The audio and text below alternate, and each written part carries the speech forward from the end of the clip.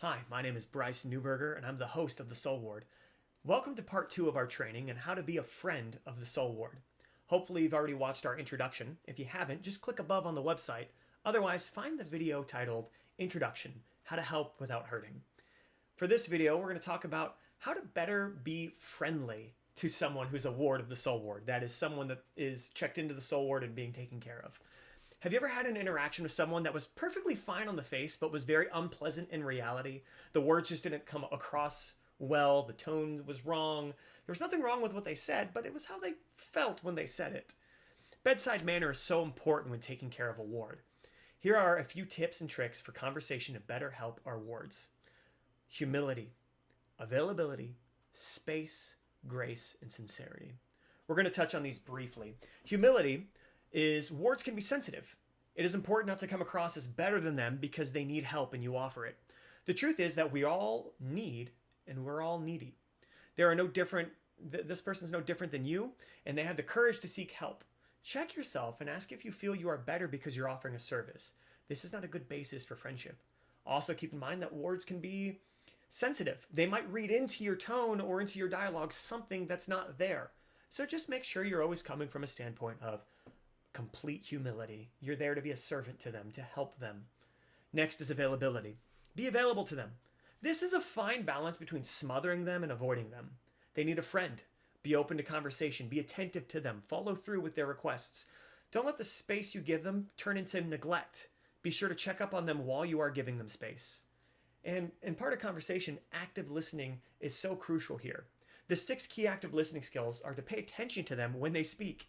Next is to withhold judgment. Avoid judging them in your heart, and avoid, because that will come out in your conversations, and avoid judgmental statements.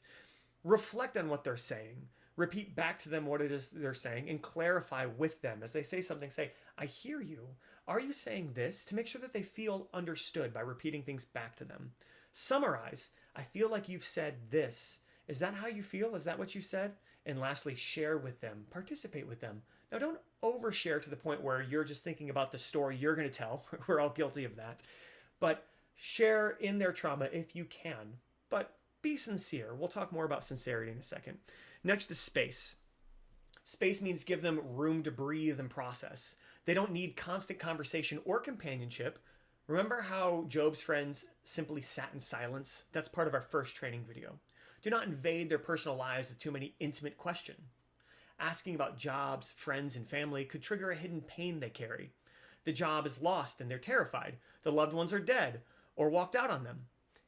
Even simple questions like, how are you doing, can be traumatic as they feel they are constantly lying when they have to tell you good.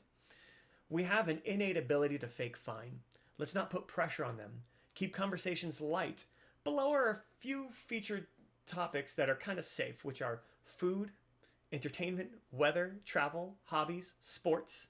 These can be safe conversations. Next is grace. Wards will often be in a state of trauma or shock. This means that they may not be the best at conversation, or on the flip side, they could be exhibiting denial and they may seem perfectly fine, in which case you might think, am I wasting my time? Do they really need my help? Am I really helping? There's always more going on under the surface. Don't judge these books by their cover. They may also lash out or come across mean or short-tempered. Give grace here. Remember that hurt people hurt people.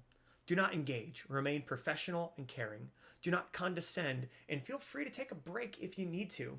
It's even good to maybe call on a second friend of the ward, of the soul ward, and see if a second friend is available to maybe do shifts with you while this person's going to be there for a few hours. Lastly, sincerity, and this is the most important. When it comes to any of these sections, be sincere. Do your best to prepare yourself before the word shows up and to be engaged because you want to be engaged, even if your own day was tough. When it comes to small talk, show genuine interest and be honest if any certain topic is beyond you, like sports or Marvel or Disney movies. And don't try to force an insincere connection. That translates to people, and if they pick up on it, it can be very deflating to them. So just be sincere. Be yourself. Be there because you care about the person, and then care about the person.